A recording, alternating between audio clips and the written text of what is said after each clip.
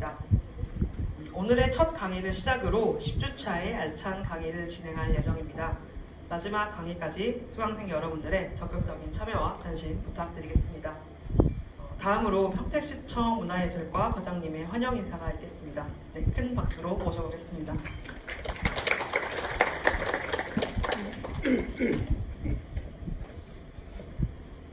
안녕하세요. 시청 문화예술과장 임상송이라고 합니다.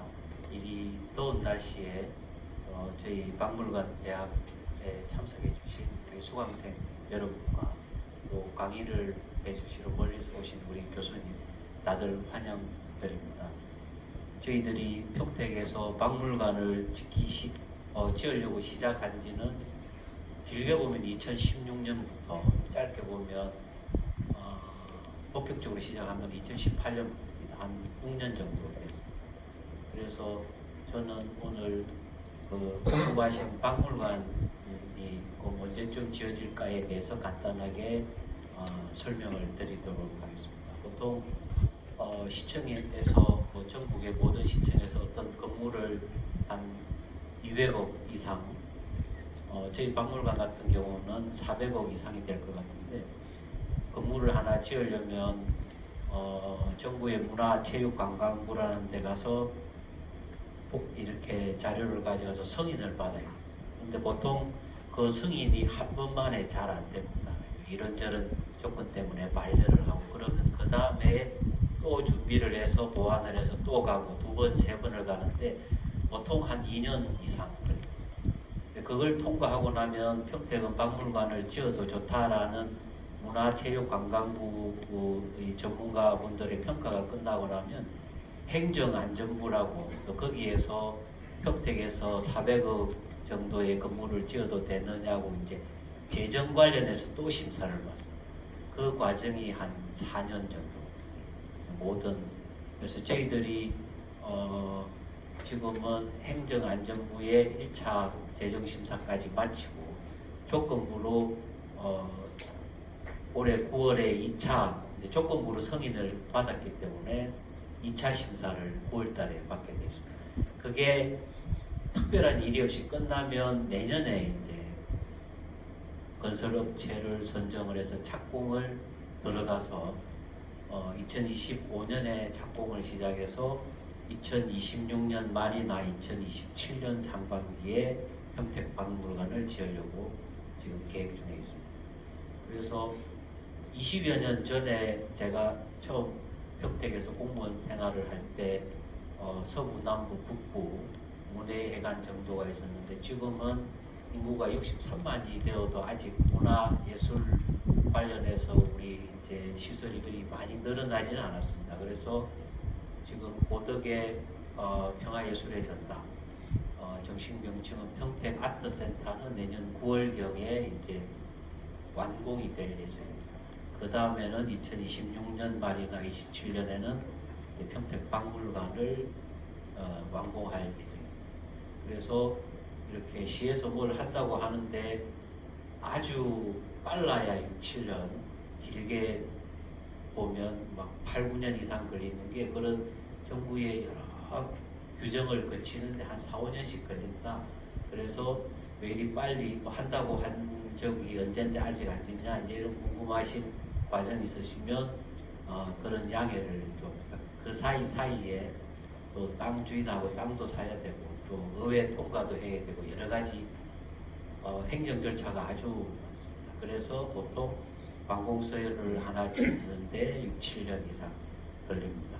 그래서 평택박물관으로 다시 돌아오면 내년 하반기쯤 착공을 해서 26년 말이나 27년쯤 저희들이 건물 준공을 완공을 할 예정입니다. 참고를 해주시고 그 다음에는 저희들이 이제 언론에 보신 분들 계실지 모르겠지만 평택의 독립운동가이신 안재홍 선생 기념관을 지금 또 그런 절차를 거쳐서 짓고 있습니다. 네. 그리고 하나는 이제 그게 되면 미술관도 지을 예정인데 각각이 빨라야 5, 6년, 길면 8, 9년 이상 걸립니다. 그래서 그런 워낙 절차가 많고 까다롭고 해서 그렇습니다. 참고해 주시고 길게 보면 한 2년, 2, 3년 안에 이제 박물관이 완공이 될 텐데 그때 되면 박물관을 찾는 분들한테 안내도 하고 이런 분들을 도슨트라고 하고요. 그런 도슨트들을 양성하는 교육도 하고 할 건데 아직 저희들이 박물관이 준공이 안 됐기 때문에 평택의 역사가 삼국시대 훨씬 이전 선사시대부터 있었다. 이런 내용을 평택에 언제부터 사람들이 살게 되었는지 이런 내용을 우리 현재 가장 전국의 각 대학에서 전문적으로 연구하시는 교수님들, 전문가 선생님들을 모시고 10번에 걸쳐서 강의를 하게 되었습니다. 그래서 나중에 박물관뿐만 아니라 우리 미술관이나 또 안재홍 기념관이나 이런 평택의 부족한 문화예술 시설을 저희들이 한 4개 정도를 건립하고 있는데 주변에서 왜 그리 늦어지냐 그러면은 이런 절차가 아주 복잡하고 한 번만 반려를 받으면 또 1, 2년씩 늘어나고 그런 행정 절차 때문에 그렇다라는 것을 양지해 주시면 감사하겠습니다. 제 말씀은 이걸로 마치고 오늘 멀리서 교육하러 와주신 우리 교수님 소개를 해드리겠습니다.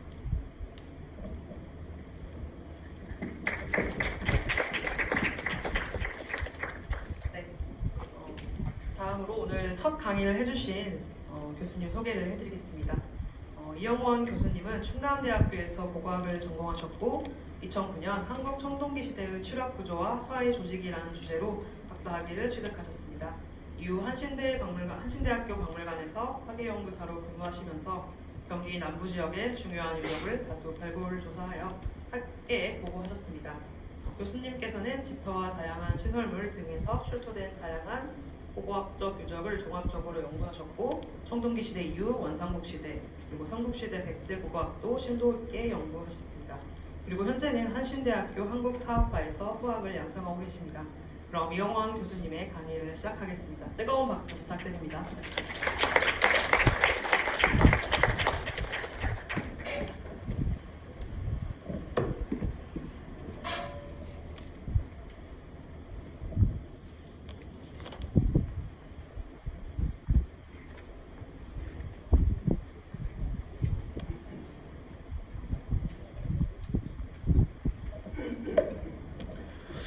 예, 여러분 안녕하세요. 다시 한번 인사드리겠습니다.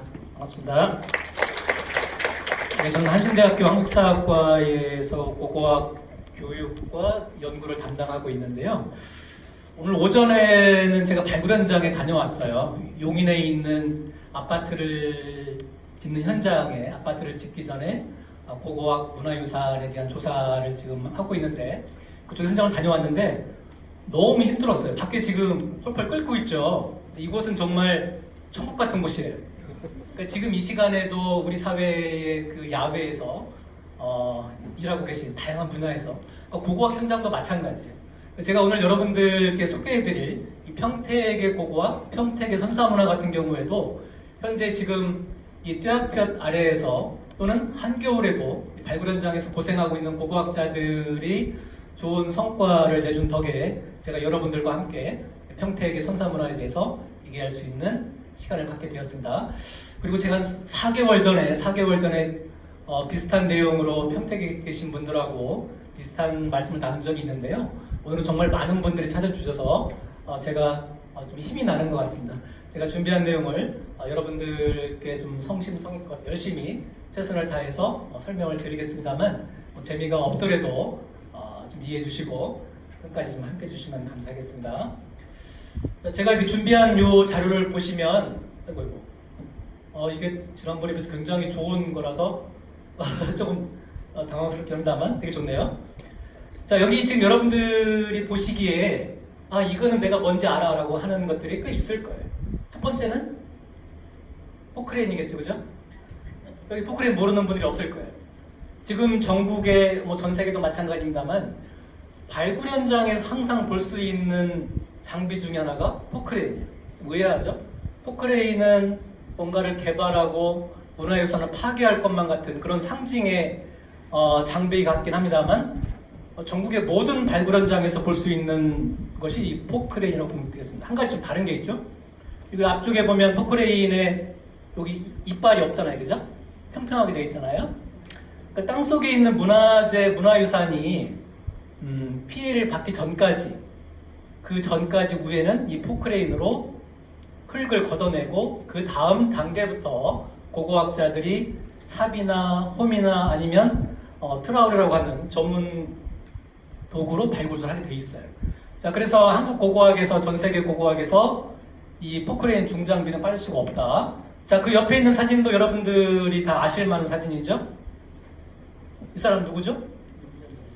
인디아나 존스, 해리슨 포드라고 하잖아요. 아마 여기 계신 분들 제가 볼 때는 절반 이상이 저보다 연배가 우이시거나 아니면 비슷한 연배이신 것 같아요. 제가 지난번에 학생들하고 요 사람 얘기를 해주면 다 모른다 그래요. 몰라요, 정말. 지금 이 인디아나 존스 시리즈가 꽤 많이 나왔죠. 지난번이 마지막이었나 그랬던 것 같기도 한데, 해리슨 포드가. 저도 솔직하게 말씀드리면 이 해리슨 포드의 인디아나 존스 영화를 보고 고고학에 대한 꿈을 키운 사람 중에 한 사람이에요. 제가 대학으로는 91학번이거든요. 연대 태어난 연도는 72년도예요. 한참 이 인디아나 존스의 영향을 많이 받을 세대죠. 그 당시에는 이 사람을 보면 야, 저렇게 모험, 탐험, 정말 역사 고고학 재밌겠다라는 생각을 많이 했었는데 대학에 들어와서 고고학을 연구해보고 조사해보고 교육도 하고 있습니다만 인디아나 존스는 고고학자가 아니다라는 결론을 내리게 되죠. 이 사람은 정말 이제 영화 배우이고 지금 우리가 나눠본다면 극단적인 비유가 될 수 있겠습니다만 저는 고고학자와 도굴꾼으로 나눈다면 이 인디아나 존스는 도굴꾼에 가까운 사람이에요. 그렇게 보시면 돼요. 자, 그 다음에 여기 혹시 이게 뭘까요? 집터같이 보이죠? 이렇게 생긴 집터도 있긴 있어요. 그렇지만 여기 있는 것은 집터가 아니라 지금 평택시의 땅속에 묻혀있던 잠들어있던 문화유산을 고고학자들이 발굴해서 그 중요성으로 인해 현지 보존되고 지금 공원으로 활용되고 있는 곳이 여러 군데 있어요. 평택은 제가 보기에는 경기 남부에서 고고학 문화유산을 가장 많이 보존하고 또 활용하고자 하는 그런 모험적인 지자체 가운데 하나예요. 용의 죽백동 공원에 있는 청동기 시대의 제사 공간이에요. 혹시 용의 죽백동 공원 이 선사유적 가본 적 있으신 분 있으신가요? 거기 가보시면 구릉 맨 꼭대기 있죠, 그죠? 맨 꼭대기에서 하늘에 대한 제사를 의례 행위를 하는 거죠. 당시에 농경사회, 농경의례로 볼 수도 있고 천신에 대한 의례로 볼 수 있는 그런 상황인 거죠. 이따 영상 잠깐 볼 예정이고요. 자, 여기 보면 지금 뭔가 지금 도랑에 파여져 있고 그 다음에 이 가운데에 뭔가 하얗게 구멍이 지금 새려져 있잖아요. 그러니까 제가 보기에는 아마 이 안에다가 나무를 세웠던 흔적이 아닐까라고 생각을 하고 있어요. 여러분들 그 사만이라고 하는 마한, 진한, 변한 사만이라고 하는 그 시대가 되면 마한 관련해서 소도 얘기 나오잖아요, 그죠?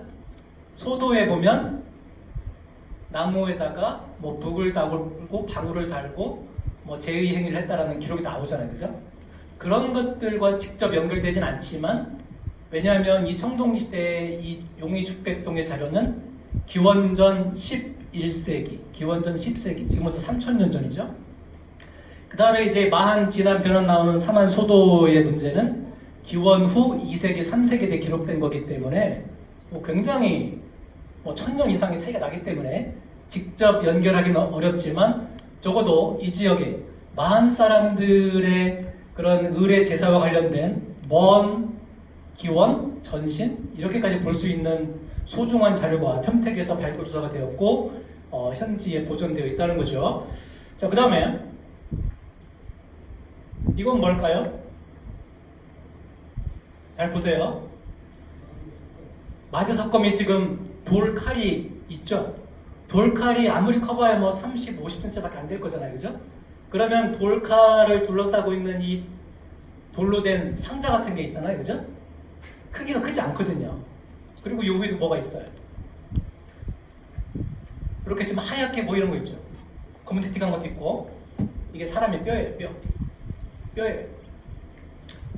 우리는 지금 우리나라의 현재 통계청 자료에 의하면 2022년도의 화장 비율이 91.7%가 그래요. 2023년도에는 93%까지 간다 그러고요. 아마 여러분들이 좀 죄송한 얘기지만 우리가 웰빙도 얘기하고 나중에 웰다잉도 얘기하잖아요. 그죠?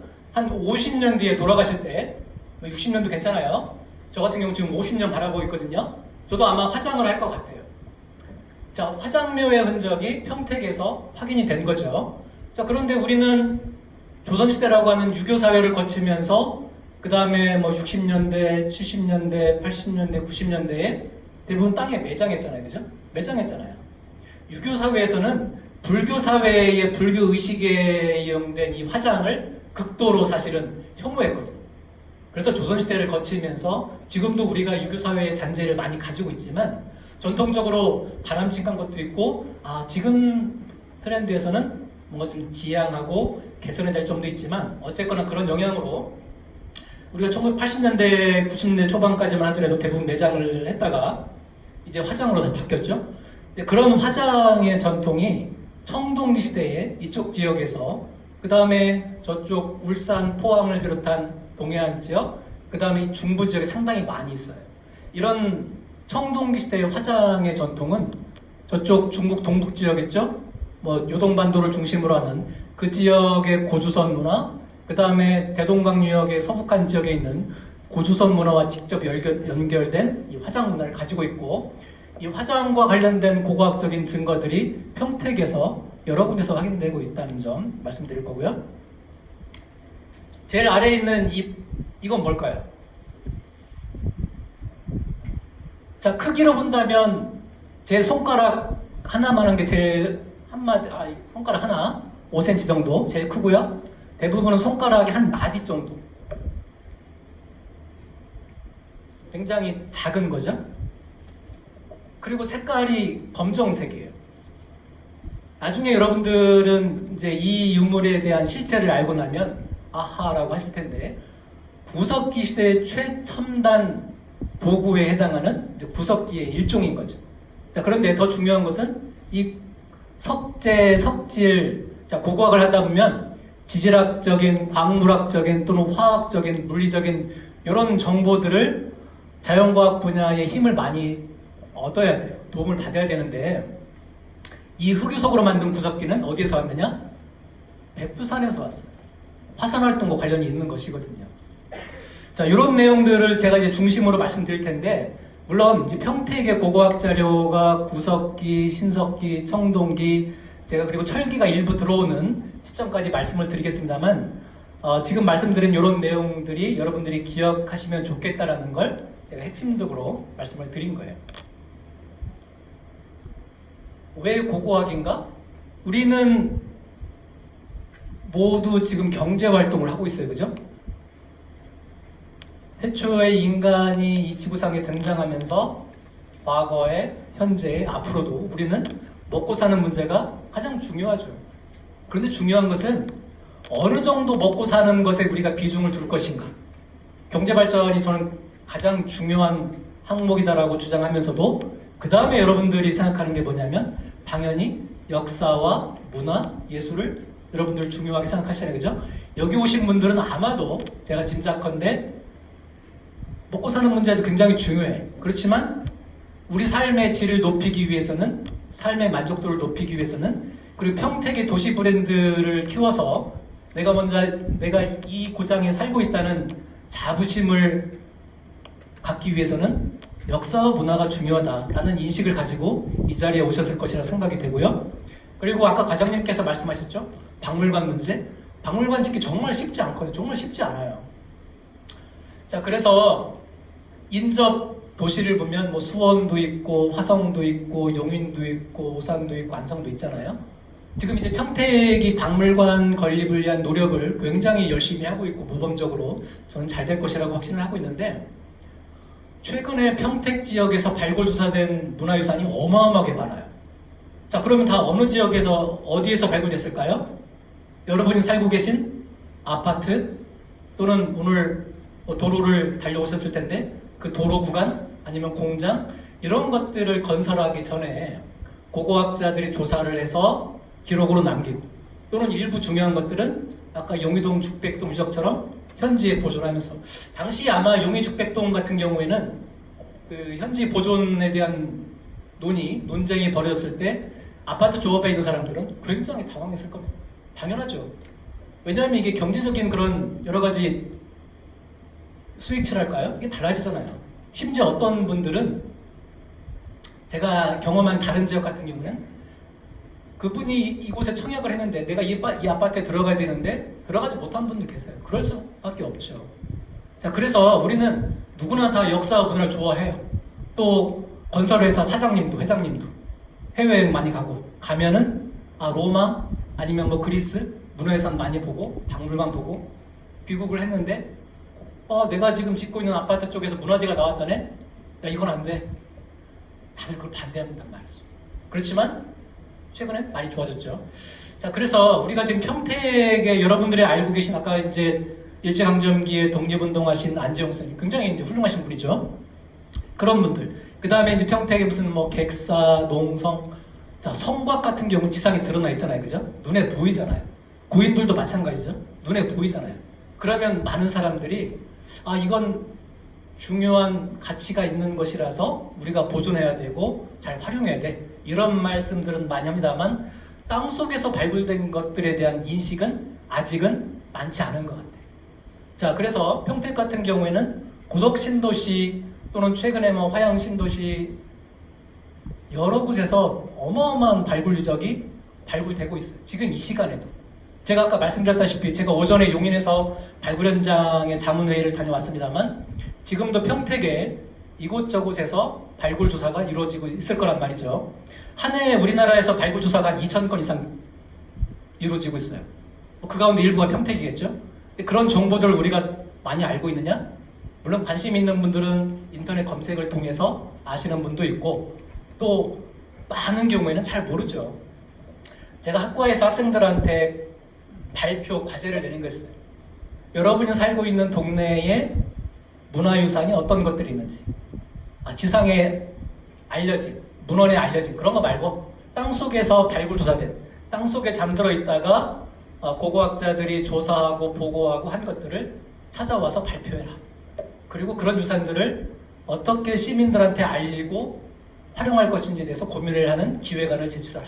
그리고 블로그나 유튜브를 만들어서 확산시켜보자. 그런 이제 제가 교육을 하고 있는데요. 처음에 학생들은 되게 당황하죠. 어떤 학생들은 지금까지 블로그를 써본 적도 없고 또 유튜브를 만들어 본 적도 없는데 보는 것인데 왜 자기가 이런 걸 해야 되는지 이렇게 좀 강의평가 쓰는 학생들도 있어요. 그렇지만 직접 본인들이 해보고 나서는 이게 별거 아니구나. 그리고 역사와 문화재를 좋아하는 사람들은 이런 활동을 하는 것이 내가 우리 사회에 뭔가 좀 기여할 수 있는 것이 되겠구나라는 생각을 갖게 된다고 해요.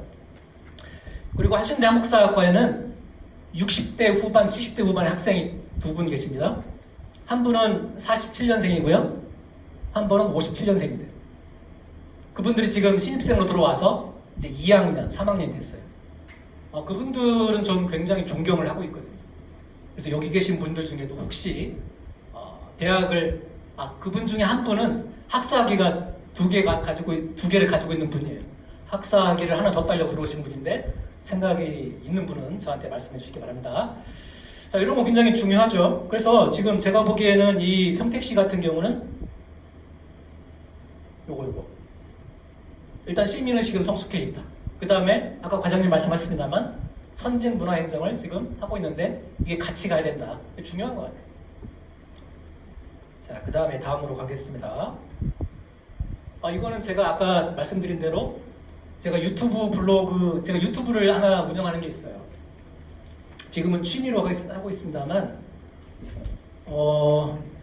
코로나 당시에 제가 이제 고고학 수업을 하는데 학생들하고 한신대학교가 위치하고 있는 오산에 있는 한신대 뒷산에 오산 독산성이라고 하는 산성이 있어요. 문헌에 의하면 권율 장군이 임진왜란 때 왜적을 물리친 곳이고 또 뭐 영조, 사도세자, 정조가 행차한 곳을 유명한 산성인데 그 산성을 같이 올라가서 학생들하고 이렇게 돌아보면서 유물도 보면서 현장 수업을 해야 되는데 코로나 때 그게 안 되기 때문에 저 혼자 올라가서 카메라로 촬영을 하고 이것들을 어떻게 학생들하고 좀 공유할까라고 고민하다가 유튜브를 한번 만들게 된 거예요. 근데 어렵지 않더라고요. 정말 어렵지 않아요. 혹시 여기서 유튜브 하시는 분 있으신가요? 있으실 수 있는데 한 분, 또 두 분. 요즘 세상이야말로 이제 AI가 대세가 곧 되겠습니다만 유튜브나 블로그나 이런 것들을 통해서 세상과 소통하는 사람, 저는 이게 되게 중요하다고 봐요.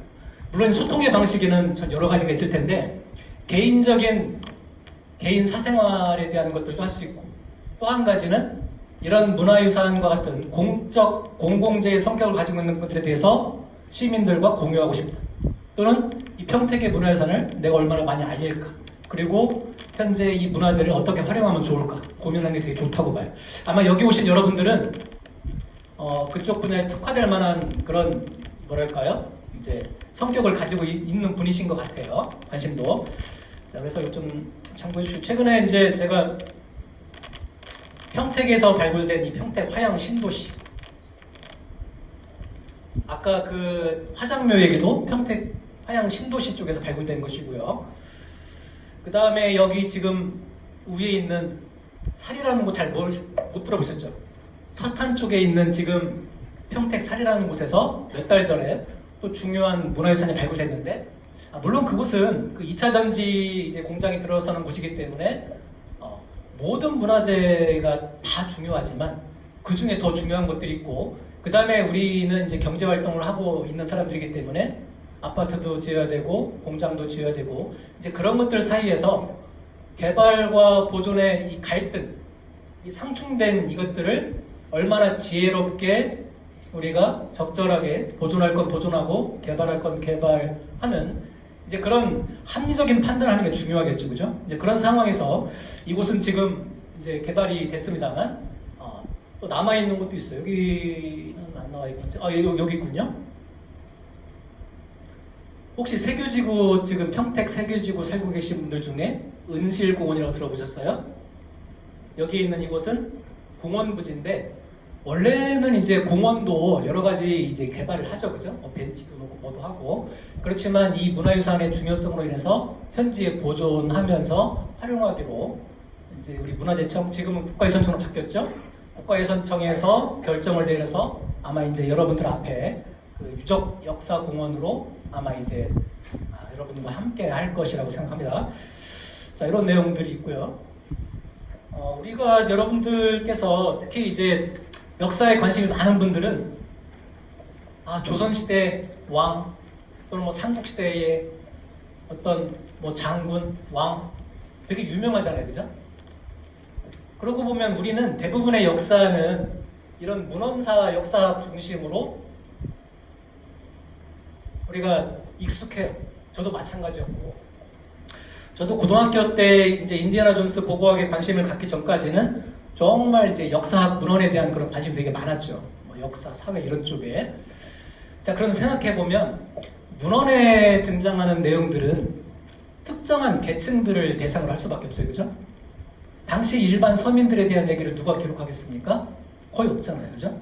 왕이나 왕족이나 아니면 뭐 유명한 스님이나 이런 사람들에 대한 특정 계층에 대한 역사를 기록하잖아요. 자, 그리고 한 가지, 이 기록이라고 하는 것은 지금도 여러분들 일기를 쓰시는 분도 있고 그것을 일기책에다가 하시거나 아니면 뭐 블로그에 하시거나 기록을 남기기도 하죠, 그죠? 자, 그런데 이 기록은 전부 사실일까요? 진실일까요? 사실은 고민이 많이 되죠. 최근 현대사에서도 뭐 1년 전 또는 한 달 전, 심지어 뭐 10년 전, 아니면 뭐 한국전쟁 또는 뭐 5.18 아니면 제주 4.3 이런 것들에 대해서도 이 문헌에 대한 내용이 진실인 것이 있고 진실이 아닌 거짓을 기록한 것들이 꽤 많이 있어요. 그래서 문헌사학자, 역사학자들은 가장 중요한 역사 연구의 자질 중에 하나가 이 사료 비판이에요. 사료 비판. 기록은 사실인가? 역사학자의 사료 비판. 이게 굉장히 중요하거든요. 하나의 단어 하나, 글자 하나, 문장이 나왔다 그래서 역사학자들은 아 이거 이렇대? 라고 절대 믿지 않아요. 이 하나의 문장, 하나의 단어의 사실 여부를 규명하기 위해서 일본 자료, 중국 자료, 심지어 유럽의 자료 이런 것들을 다 크로스 해본 다음에 아 이것은 사실이라고 논지 전개를 논문을 쓰게 돼 있거든요. 물론 쉽지가 않아요. 자 그러면 이에 반해서 고고학은 땅속에 묻힌 역사를 기본적으로 다루는데 왜냐하면 지금의 뭐 역사와 관련된 학문이 뭐 고고학, 역사학, 기록학, 민속학, 뭐 미술사, 도자사 굉장히 많거든요. 건축사도 마찬가지고. 자, 그 가운데 이제 고고학은 땅속에 묻힌 역사를 이제 중심으로 다루는데 누구나 다 흔적을 남기죠. 나는 왕이 아니지만, 나는 대통령이 아니지만, 나는 일반 백성이고, 심지어 나는 천민이고, 백정이고 이런 사람들도 뭔가 물질적인 흔적을 남긴다는 얘기죠. 그 흔적이 얼마만큼 잘 남아있는지 안 남아있는지 그것은 여러 가지 변수가 될 수 있지만 누구나 다 흔적을 남기거든요. 그래서 이 고고학자들은 모든 사람들의 역사를 조사하고 다루는 사람들이죠. 그런데 중요한 것은 고고학 자료는 문헌처럼 하나의 단어 하나로 뭐 왕궁, 왕성 그러면 많은 사람들이 아 이곳이 백제의 왕성이었네, 왕궁이었네, 신라의 왕궁이었네 하지만 고고학 자료는 말을 하지 못하잖아요, 그죠? 말이 없어요. 그렇기 때문에 이 말이 없는 고고학 자료에 상명을 불어넣는 고고학자 역할이 굉장히 중요하다는 거죠. 근데 고고학자가 여러분들이 생각하는 만큼 고고학자 인원수가 많지 않아요. 정말 별로 없어요. 상대적으로는 우리 한국사의 중심은, 무게 중심은 문헌사, 역사학자 중심으로 이루어져 왔죠. 그러니까 고고학은 신생 학문이기 때문에 제가 이제 충남대학교에서 고고학을 공부했습니다만 91학번이라고 말씀드렸죠. 80년대 말 90년대 초반에 고고학자를 양성하기 위해서 전국의 국립대학에 고고학과를 다 설치를 합니다. 물론 세계 여러 나라는 뭐 훨씬 몇십 년 이전부터 고고학이 성행했었죠. 지금은 상황이 좀 달라졌습니다만 그래도 고고학자의 연구 성과가 지금은 상당히 많아지고 있습니다만 그렇게 많지가 않다. 평택에 대한 고고학 연구도 굉장히 빈약해요. 많지가 않아요. 자, 발굴된 자료는 많이 있는데 그러면 왜 고고학 연구 성과가 부족할까? 한국 고고학이라고 하는 것은 이 건설, 아까 말씀드렸죠, 그죠? 아파트나 도로를 짓기 전에 고고학 조사를 하고 조사한 내용을 기록으로 남겨서 보고서를 쓰고 논문을 써야 되는데 환경이 척박해요. 사업을 시행하는 사람은 또는 정부의 LH라든가 여러 기관에서는 수익성을 극대화하기 위해서 발굴 조사를 기간을 단축시켜서 빨리 해주세요. 그 다음에 돈을 많이 줄 수 없어요. 제한적으로. 그래서 고고학계는 지금 굉장히 핀치에 몰려 있습니다. 우리가 많은 사람들이 고고학 굉장히 낭만적이고 뭔가 로망이 있고 이렇다고 생각하지만 고고학 일선에서 고생하는 고고학자들은 정말 그 사명감, 책임감 이런 것들을 가지고 연구를 많이 하고 있거든요. 그래서 여기 계신 분들은 고고학을 대하는 자세, 태도가 좀 뭐랄까 이제 고고학에 대한 현실적인 것들도 좀 들여다보시고 관심을 가지고 고고학자들을 응원해 주신다면 정말 힘이 많이 날 것 같아요. 자, 그래서 뭐 고고학의 정의는 뭐 제가 말씀 안 드려도 자, 기본적으로는 문헌사도 연구를 해야 돼요. 건축사도 연구를 해야 되고 또 미술사 마찬가지예요.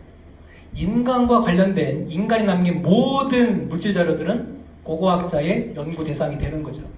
그렇지만 현대사회의 학문이라고 하는 것이 굉장히 세분화, 분업화, 전문화되어 있기 때문에 잘게 쪼개서 많이 하는 거죠.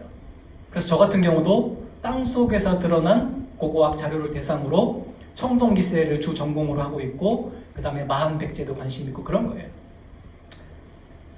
자, 그 다음에 조금 전에 말씀드린 내용을 제가 이제 요약적으로 사진으로 제시한 거죠. 그렇지만 이제 역사학자가, 고고학자가 자기 분야의 것만 할 수 없어요. 정말 열심히 하는 유능한 고고학자는 역사학자들이 연구한 성과나 문헌 자료를 당연히 봐야겠죠, 그죠? 역사학자도 마찬가지예요. 민속학자도 마찬가지예요.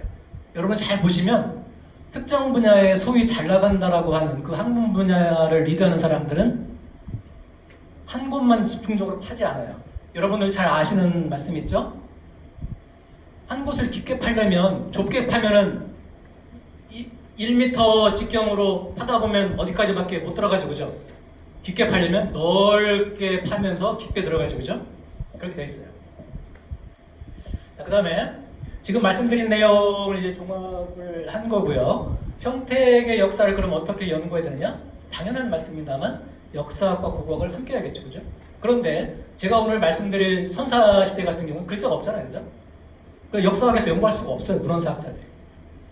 당연히 이제 고고학에서 전담으로 맡아야겠죠?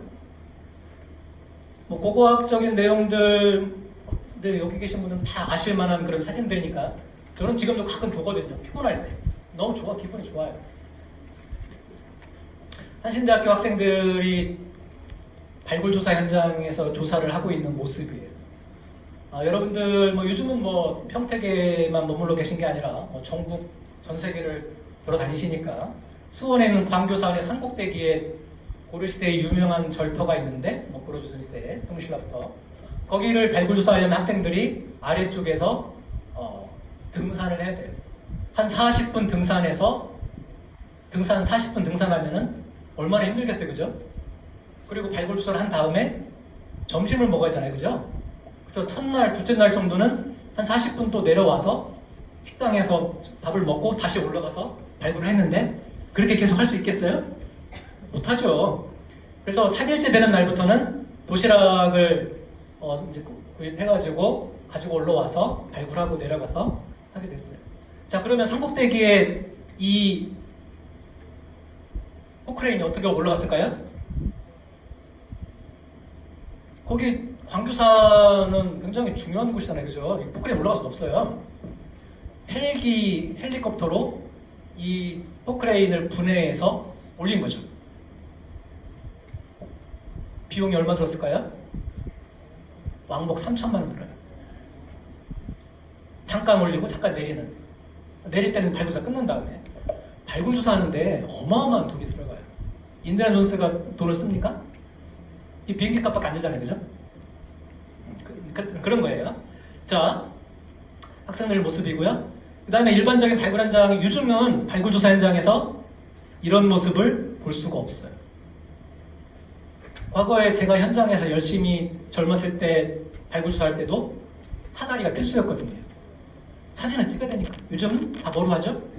드론으로 하잖아요. 드론으로 하고 있기 때문에 절대, 그리고 지금 이렇게 해서는 안 돼요. 위험하기 때문에. 저는 과거에 한 5m 사다리에 올라갔다가 제 동기 여학생 2명이 밑에서 사다리 받치고 있었어요. 제가 막 찍고 있는데 돌풍이 불잖아요. 사다리에 다리가 이렇게까지 길어도 있었어요. 아마 제가 그 당시에 사고를 당했다면 여러분들과 지금 한 자리에 있기 어려운 상황이었겠죠? 안타깝게도 우리나라의 고고학자 가운데에도 이런 방식으로 사진을 찍다가 자꾸 하신 분들 계세요. 네. 자, 그 다음에 잠깐 영상 한번 볼게요. 아마 여러분들이 이제 고고학에 대한 문화재에 대한 관심을 많이 가지고 계시기 때문에, 그러면 한국사학과의 학생들은 어떻게 고고학하는데 뭐 할까요? 이거 짧은 영상인데 좀 보면서 말씀드릴게요.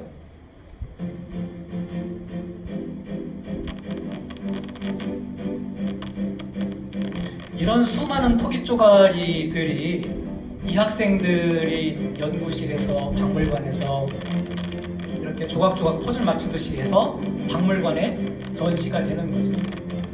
이 유물들도 다 전시가 될 거예요. 그리고 보고를 하려면 그림을 그려야겠죠. 실측이라는 것은 토기를 관찰하고 또 설명을 해주겠죠, 그죠? 이런 것들을 학생들이 많이 하고 있어요. 대부분 여학생밖에 없죠? 왜 그럴까요? 다른 이유가 있는 건 아니고요. 남학생들도 하긴 하는데 남학생들은 발굴조사 현장에서 발굴조사하는 걸 굉장히 많이 좋아해요. 이 실내에서 정리하고 분석하는 것에 대해서는 조금 거리를 두려고 해요. 그래서 한신대학교에 지금 많은 학생들, 남학생들은 발굴 현장에서 열심히 삽질하고 있고요.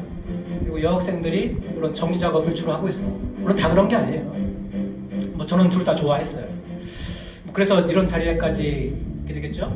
자, 이 여학생들이 또 발굴 현장에 나갔어요. 서울에 있는 지금 청계천 쪽에 있는 아파트, 뭐 고층 아파트가 이제 곧 올라갈 텐데 그곳의 발굴 현장에서 지난 한겨울 동안 한 달 반 동안 발굴조사 현장에서 고생을 많이 했죠. 여러분들의 아들과 딸이 지금 이 폭염 속에서 아니면 한겨울에 발굴 현장에서 저런 행동을 하고 있다 그러면 좋아하셨겠어요? 가끔 이런 얘기 하시죠. 너 지금 공부 안 하면 나중에 이렇게 현장에서 막노동 뭐 이런 말씀 하잖아요, 그죠? 이제 그런 시대는 끝났어요, 사실. 과거의 얘기죠. 요즘처럼 고고학, 문화유산, 그 다음에 다양한 분야에서 역량을 펼치고 있는 젊은이들을 본다면 부모님들께서 그런 말씀 하시면 안 되고, 제가 아까 말씀드렸죠? 우리 학과에 지금 57년생 한 분, 47년생 한 분이 학교 생활을 하고 있다고요. 그런 시대가 된 거예요, 우리 사회가. 자, 이런 상황입니다.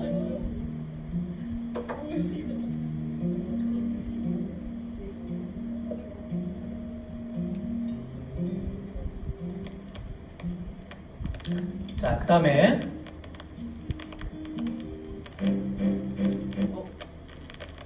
저 요 얘기는 드리지 않을게요. 굉장히 그 고리타분한 얘기이기 때문에, 고고학이 하나의 학문이고 이제 연구 분야이기 때문에 이런 얘기들을 해드는데 다 우리가 알고 있는 얘기예요. 여러분이 아침에, 아니지, 세상에 태어나서 돌아가실 때까지, 자, 아침에 일어나서 그 다음에 뭐 출근하고 퇴근하고 여러 가지 행동을 하잖아요, 그죠? 자, 그런 것들과 관련된, 인간의 활동과 관련된 모든 분야를 연구하는 것이 고고학이겠죠, 그죠? 보시면 아실 거예요. 저는 개인적으로 이 CSI라는 그런 그 수사관들, 그 다음에 과학수사대와 고고학은 굉장히 밀접하게 연관이 있다라고 보고 있어요. 모든 고고학자가 그래요. 그래서 역사학자처럼, 역사학자도 이제 고고학자의 아니면 고고학적인 여러 성과들을 제가 이용해야 된다고 말씀드렸습니다만, 고고학자들은 아까 말씀드린 대로 뭐 화학, 물리학, 지리, 아니면 광물학, 지질학 이런 대한 정보들을 기본적으로 알고 있어야 돼요. 다 알 필요는 없어요. 안 되죠. 제가 인문학한 사람인데 어떻게 뭐 수학적인 통계적인 이런 거 잘 알겠어요? 그렇지만 고고학 연구를 위해서 무엇이 필요한가는 제가 알고 있어요. 그래서 여기 보시면 여기에 뭐냐면 청동기 시대 집터예요.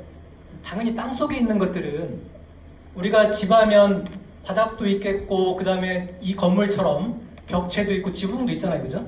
그런데 벽체와 지붕은 다 없어졌고 바닥의 흔적만, 여기서도 아마 우리가 지금 요 1층 대강당에 있습니다만 의자 같은 것들도 다 없어졌겠죠. 이 터만 남아있는 거 상당히 많아요.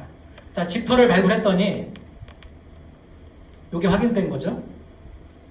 이렇게 보니까 뭔가 검게 탄 것들 있죠? 나무가 불에 탄 거예요. 수수로 바뀐 거죠. 자, 이 아래쪽에 있는 요거는 고고학자들이 청동기 시대에 집을 짓고 그 다음에 여기에 불을 지른 다음에 그걸 관찰한 거죠. 실험 고고학이라 그래요. 토기도 만들어보고 그 다음에 활을 제작해서 멧돼지를 써보기도 하고 그 다음에 이렇게 화제를 내서 이런 양상이 어떻게 확인되는 것인지 그렇지 관찰을 해야 되니까요. 심지어 영국의 또 프랑스의 어떤 곳 같은 경우에는 우리 지금 평택에도 성곽 성이 많이 있죠, 그죠?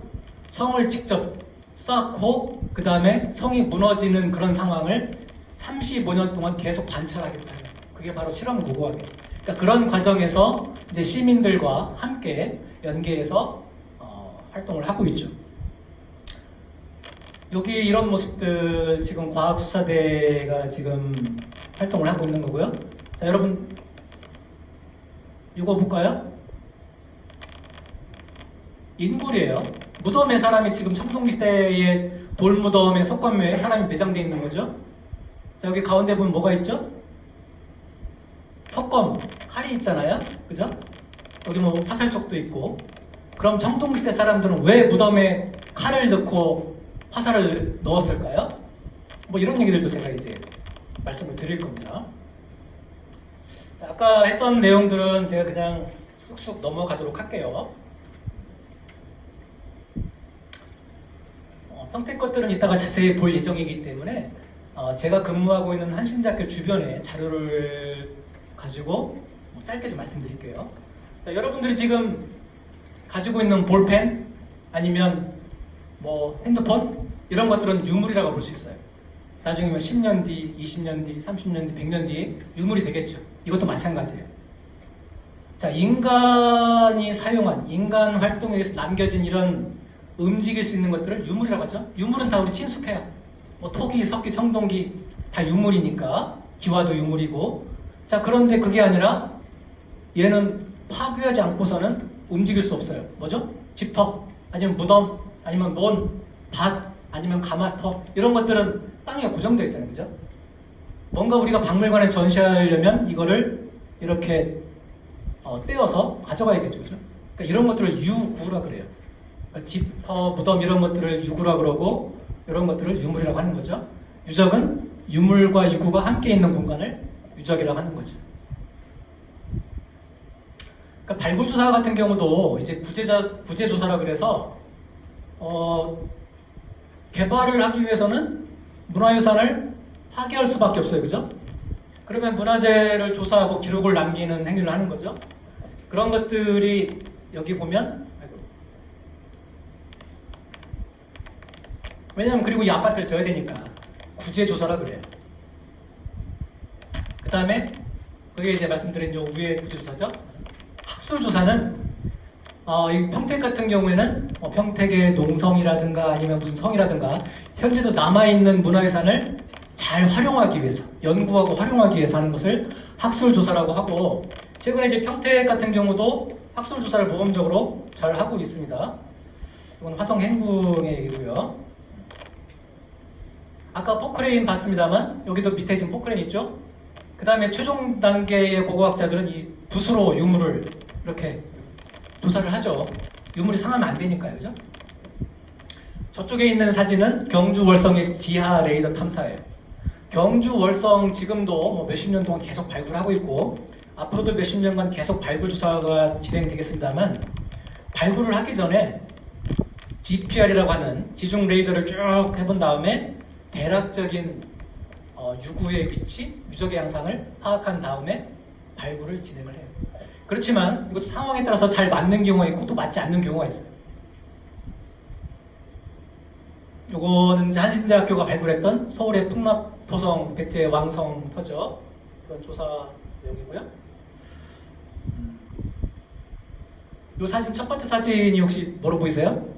여성 고고학자가 제가 사진을 찍으려고 하니까 V라고 했는데 완전 무장을 하고 있죠? 선글라스 끼고 그 다음에 뭐 하고 한여름에 발굴하고 있기 때문에 이 여성 고고학자도 남성 고고학자도 피부를 보호하기 위해서 완전 무장을 하고 그런데 여기에 보면 옆에 돌이 계속 돌아가고 있고 뭔가 하얀색 선을 줄을 쳤죠? 저 하얀색 줄은 그림 실측을 하기 위한 그런 거예요. 그러면 지금 이 여성 고고학자가 어디 있을까요? 뭐로 보이세요? 요 밑에 거를 보면 어떨까요? 우물이에요. 우물. 백제 우물이에요. 백제 우물인데 아래쪽에 토기가 바글바글 들어있었어요. 토기가 200점이 넘어요. 어떤 토기들이 들어있느냐? 백제 토기들인데 백제 토기 이쪽 서울 경기 지역에서 만든 것만이 아니라 저기 충청도 전라도에서 만든 토기도 들어있어요. 왜 그럴까요? 백제의 왕성에서 왕이 주관하는 어떠한 그런 세레모니에 백제의 지방 관계에 있는 지방에 있는 유력인이 무언가를 이 항아리에다가 담아왔겠죠. 그게 신성한 물이 될지 술이 될지 모르겠습니다만 그리고 모여서 여기서 세레모니를 하는 거죠. 지금도 세레모니 얼마 전에 올림픽 끝났습니다만 전 세계인들이 모여서 하잖아요. 그죠? 그런 것들을 한 거죠. 백제의 중앙과 지방의 관계를 볼 수 있는 것. 그 다음에 저쪽은 이제 전시를 한 거죠. 한신대 박물관 전시를 한 거고요. 자, 그 다음에 또 풍납토성에서는 어떤 것이 발굴조사되었냐면 아마 과거에 80년대, 70년대에 발굴했다면 이런 좋은 정보들을 확보하지 못했을 것 같아요. 자, 도미 보고표가 나왔어요. 그 다음에 여기서 발굴된 지금 이런 항아리들도 있습니다만 이 항아리 보실까요? 우리나라에서는 고려 조선시대에 유행했던 그런 도자기에 가까운 거예요. 이건 수입품이에요. 중국에서 수입한 거예요. 자, 그런데 여기서 이제 도미 보고가 나왔는데 뭐 도미 보고를 이용한 뭔가 젓갈 같은 거를 만들었는지 담았겠죠, 그죠? 지금도 보고는 아무렇게나 못 먹죠, 그죠? 한식 자격증도 보고 요리 자격증은 따로 있다 그러잖아요. 뭐 저는 잘 모르겠습니다만 잘못 먹으면은 병원에 가죠. 심지어는 사망하기도 하니까. 당시 이 백제 왕실에서도 이 보고의 맛 흠뻑 빠졌던 거죠, 그죠? 그런 이제 연구 성과들, 발굴 성과들이 있어요. 그 다음에 또 여기 보면 말뼈예요. 말머리, 소머리를 안에 몸통은 없어요. 머리 쪽만 풍납토성의 구덩이에 넣어놓은 거예요. 왜 그럴까요? 이것도 아마 백제 왕이 거행하는 의례 제사와 관련이 있을 거라고 연구자들은 보고 있는 거죠. 여기 보시면 혹시 요거 보이시나요? 끈으로 뭐 이렇게 묶어놨죠? 여러분들 신석기 시대 토기 보면 왜 구멍 뚫려 있는 거 봤죠? 빗살무 토기. 그게 수리공이거든요. 토기에 금이 가려고 하거나 금이 간 부분들을 이렇게 끈으로 묶어서 고정한 거죠. 그러니까 수리한 거예요. 이 백제 토기도 굉장히 소중한 토기들은 이렇게 했다는 거죠. 자, 그 다음에 그래서 이제 한신대학교에서는 이런 발굴한 풍납토성의 자료를 보고서로 냈고 지금도 준비하고 있고 앞으로 몇 년 동안 계속 하고 있어요. 그런데 발굴조사 비용을 거의 못 받았어요. 왜냐하면 당시 풍납토성을 개발하고자 했던 그런 회사 중에 뭐 제가 이제 구체적으로 말씀은 못 드리겠습니다. 그 회사가 부도가 났거든요. 회사가 부도가 났어요. 그러면 회사에서 야 너네들 때문에 우리 부도 나서 다 난리가 났는데 뭐 보고서 쓸 비용, 발굴 비용을 줘야겠니? 나가 떨어진 거죠. 얼마나 억울하고 슬프겠어요. 그분들은. 그죠? 지금은 이런 상황이 지금도 있어요. 그렇지만 정부에서 지원을 일부 하긴 합니다만 과거엔 그런 적이 없었어요. 그래서 풍납토성을 이 발굴사를 계기로 정부 지원금이 대폭 늘어나게 된 또 계기가 있어요.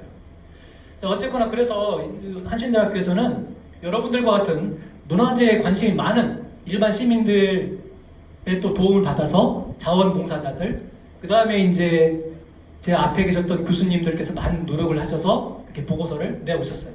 서울시의 지원도 받고 문화재청의 지원도 받고 또는 학생들이 이제 공부하는 학생들이니까 그런데 사실은 제가 충남대 지방에서 공부할 때는 서로 좀 다르더라고요. 수도권은. 교수님이 그러셨거든요. 너는 앞으로 훌륭한 고고학자가 되고 싶니? 네. 그러면 발굴 현장에서 뭐 이렇게 돈 별로 안 받아도 되겠지? 네. 하고 이렇게 발굴조사 보고서 열심히 쓰고 이렇게 왔는데 제가 2002년도, 3년도에 이게 한신대 왔거든요. 근데 수도권 학생들은 안 그렇더라고요. 그리고 시대가 이미 많이 바뀌었죠. 2000년대 초반부터 아무리 공부하는 학생이라도 사실은 자기가 노력한 만큼 경제적인 보답은 당연히 받아야 돼요. 왜 그런 아무튼 이제 시대에 맞게끔 그런 것들이 많이 바뀐 거죠. 그래서 제 나이 또래에 있는 제가 50대 지금 초반인데 있는 사람들이 또는 60대에 있는 분들이 라떼는 말에 이런 얘기 나오면 벌써 젊은 친구들이 닫죠. 얘기를 하지 않아요, 사실은. 그래서 라떼 얘기는 웬만하면 안 하시면 좋겠다. 그런데 제가 이제 교육 현장에 있다 보니까 초반에 많이 했겠죠, 그죠? 근데 이제 학생들 분위기를 잘 봐가면서 제가 지금 여러분들 계시니까 이런 말씀 드리는 거예요. 저랑 비슷한 연배가 많으시니까 아마 젊은 분들이 많이 있었다 그러면 제가 이 얘기는 안 꺼냈을 거예요.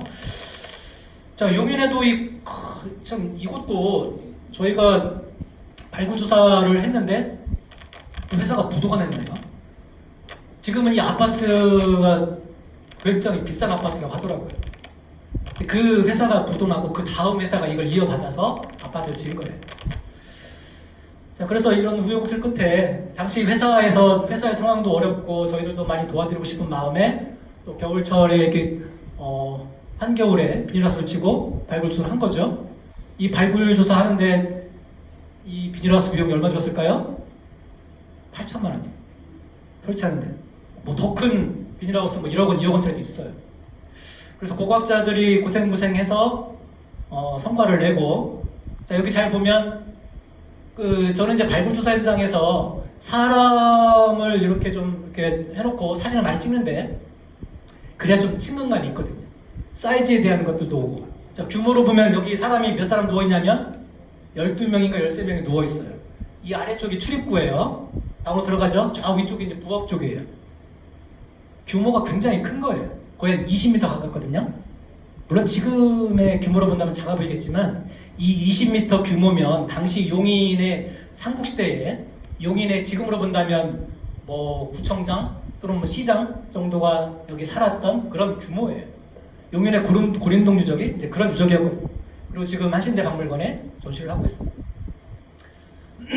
각 대학에서 많은 조사를 했고 발굴조사 기관에서 조사를 한 이런 좋은 성과들을 전시를 통해서 교육을 하거나 또는 이런 고고학과 문화유산에 대한 향유를 위해서 이런 행위들을 하는 거죠. 아마 이제 평택시에도 이런 굉장히 한신대에는 조그만 대학의 박물관이지만 여러 가지 학술적으로 또는 역사적으로 중요한 인물들이 많이 있는데 평택엔 뭐 더 많이 있거든요. 그래서 박물관이 잘 될 것이라 생각하고요. 아까 말씀드렸던 이거 보면 이 광교산의 꼭대기거든요. 꼭대기. 근데 여기에 고려시대에 유명한 스님이 돌아가셨는데 보통 유명한 스님이 돌아가시면 이 사람도 국사였어요. 보통 뭐 국사, 왕사라 그래서 불교계의 뭐 최고 훌륭한 분들이죠. 이 사람의 비석을 원래는 광교산 위쪽에 세웠었는데 오늘날이나 앞으로 미래도 그렇겠지만 과거에도 중요한 문화재가 뭔가 훼손된다 그러면 시끌벅글하죠. 신문에 한번 나면 뭔가 좀 시에서는 행동을 해야 돼요, 그죠? 제 친한 지인, 뭐 친구들도 관공서에 많이 있는데 아침에 출근하면 뭐부터 하니라고 물어보면 시 홈페이지 게시판 본다는 거예요. 누가 민원 제기했나 안 했나? 나와 관련된 일인가? 우리 부서와 관련된 일인가? 자, 뭐 신문에 경향신문에 뭐 크게 뭐 다른 데도 났는데 이렇게 났으니 수원시에서 어떻게 했어요? 저걸 가지고 내려와서 지금 수원 화성의 화웅문 쪽에 가둬놨어요, 사실. 그래서 이 존재를 잘 모르는 분들이 많아요. 자, 그런 상황이 있어서 아무튼 아까 말씀드린 대로 이제 발굴 조사를 하신 데가 했는데 헬기를 통해서 뭐 컨테이너라든가 아니면 포크레인을 옮겨서 발굴 조사를 진행했고 발굴을 해봤더니 뭐 고려시대의 뭐 문헌에 나오는 그런 내용만 있는 것이 아니라 통일신라 시대부터 조선시대까지 이 사찰이 조용되고 운영됐다는 것을 알 수 있었던 거죠. 혹시 여러분들 이 사진만 보면 뭔지 알 수 있을까요? 제가 전반부에는 고고학에 대한 말씀을 드리고 왜냐하면 여러분들이 이제 도슨트로서 뭔가 이제 박물관에서 활약을 하시려면 이 문화유산, 문화재, 유물 같은 경우에는 정말 고고학에 대한 이해가 굉장히 중요해요. 그래서 전반부에는 고고학에 대한 말씀드리고 한 10분 쉰 다음에 후반부에는 구석기, 심석기, 청동기 얘기를 말씀을 드릴게요. 자, 여러분들 이걸 보면 뭔지 아시겠어요? 백자. 자, 오른쪽에 있는 건 백자예요, 그죠? 백자잖아요, 그죠? 백자인데 작아요. 굉장히 작은 백자들이에요. 작은 백자 말씀드리면 여러분들 명기라는 거 들어보셨죠? 작게 만들어서 무덤에 넣는 것을 이제 명기라고 하는데 그거예요. 자, 왼쪽에 있는 건 보면은 어떠한 그런 이제 뭔가 이제 그 상자 같은데 여기 자물쇠도 걸려 있고 금동 자물쇠거든요. 금 자물쇠도 걸쳐 있고 하고 여기 사람들이 발굴 현장을 현장 간 거 같고 저쪽에는 뭐처럼 보이세요 혹시? 그거? 네? 무덤 맞아요. 근데 어떤 무덤일까요? 그게 중요하거든요. 여러분들 역사상에 가장 존경하는 좋아하는 인물들 많이 있겠죠. 이순신 장군 인기 많고요. 세종대왕 인기 많고 뭐 정조 인기 많고 또 누가 많죠? 여러 있을 거예요. 정조의 첫 번째 무덤이에요. 그러니까 왕릉이죠. 지금 육릉, 건릉이 있는데 육릉은 정조의 아버지 뭐 나중에 장조로 추존되지만 사도세자의 무덤이고 권능은 정조의 무덤이잖아요, 그죠? 근데 이게 지금 두 번째 무덤이라는 거죠. 첫 번째 무덤은 어디에 있었냐? 저기 아래쪽에 빨간 거 있죠, 그죠? 정조가 그랬거든요. 유언을 남겼거든. 뭐 유언이라기보다는 내가 죽게 되면 아버지 무덤 밑에 좀 뭐 작게 써달라 이런 얘기를 남겼다고 문헌에 기록되어 있죠? 그런 거예요. 발굴을 했더니 이렇게 확인된 거죠. 근데 이 사실도 사실은 아는 분들은 알지만 아는 분들이 많지가 않아요. 그래서 제가 이제 유튜브에 저는 제가 여러분들과 지금 뭐 이렇게 소통을 하면서 얼굴을 내놓고 뭐 교수다 보니까 말로 말씀드리고 있습니다만 제 유튜브에는 제가 등장하지 않아요. 말도 하지 않아요, 사실. 근데 사람이 나오고 말을 하게 되면 정말 유튜브 만드는데 심혈을 기울여 공력이 엄청 들어가거든요. 근데 저는 이제 뭐 수업 참고 자료 겸 그냥 간단하게 만드는 거니까 저는 유튜브를 만들 때도 쇼츠는 5분, 10분 이내, 일반 영상은 1시간 이내 핸드폰으로만 만들어요. 이게 태블릿이나 노트북으로 하기 시작하면 더 좋은 품질의 영상을 만들기 위해서 시간 많이 걸리거든요. 유튜브 핸드폰으로 만드세요? 카메라 찍어서 핸드폰, 컴퓨터로 하시죠? 시간 많이 걸리죠? 그러니까 이런 분들이 나중에 이제 개성하실 거예요. 대박 나실 거예요. 그러니까 저는 이제 그럴 시간적 여유가 없기 때문에 그렇게 하거든요. 가끔씩 이런 자료들을 유튜브에 이렇게 공유를 하는 거예요. 올리는 거예요. 그래서 어떤 분들은 이런 자료를 보고 몰랐던 새로운 사실을 접하고, 제가 화성에 살고 있는데, 뭐 학교는 울산입니다만, 화성시에 또 뭐 건의를 하는 그런 분들도 있어요.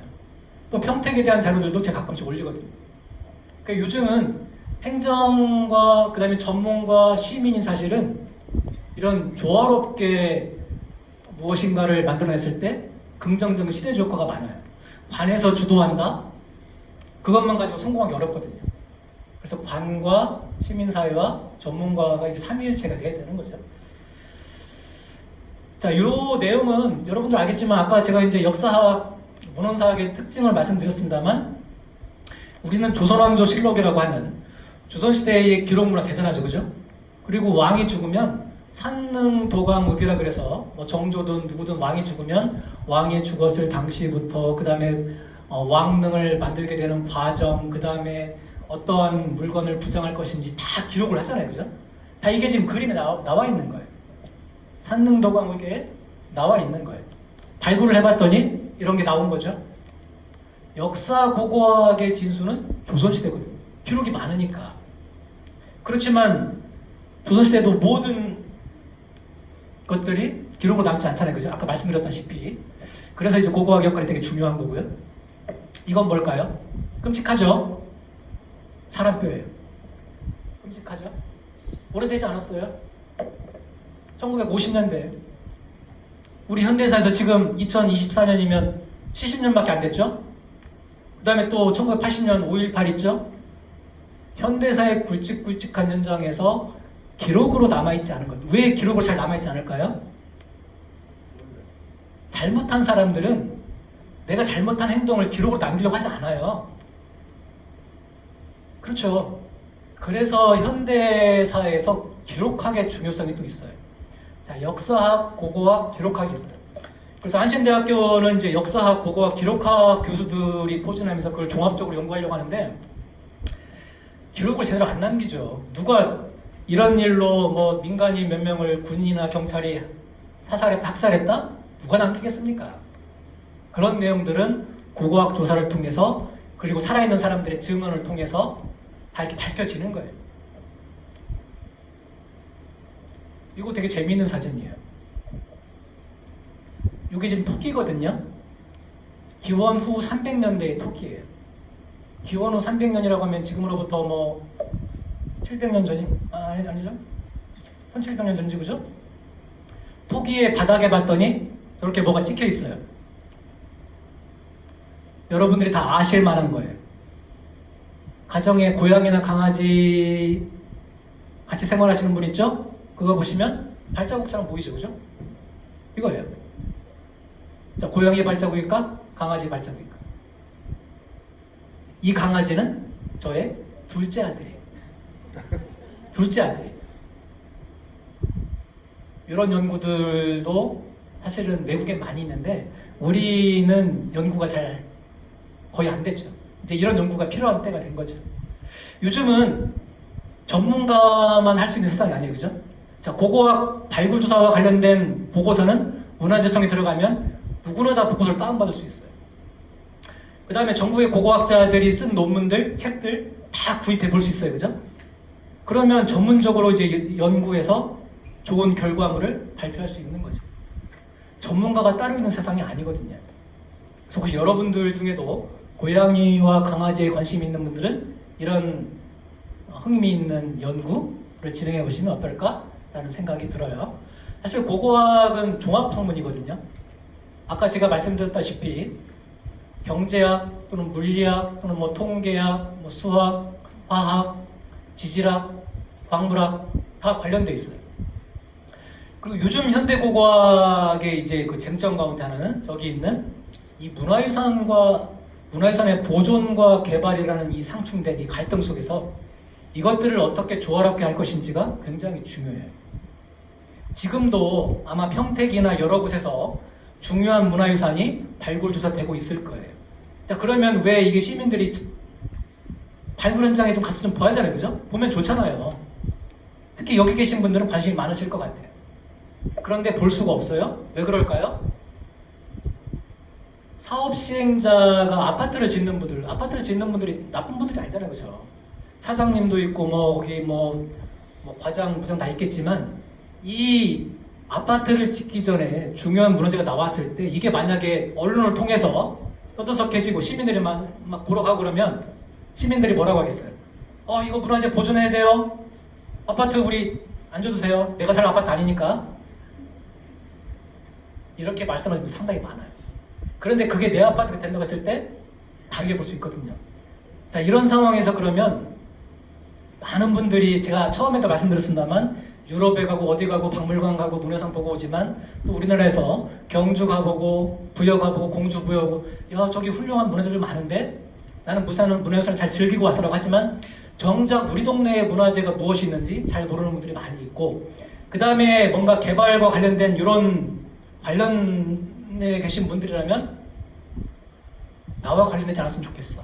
이런 사고방식이 되게 많아요.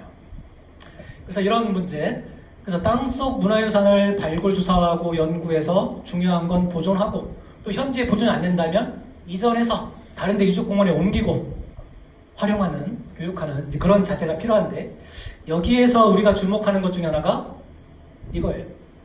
역사 정체성, 아마 이 평택에 사시는 분들도 고덕 또는 세교 이런 데 사시는 분들이 평택이 고향이 아닌 분들 굉장히 많아요.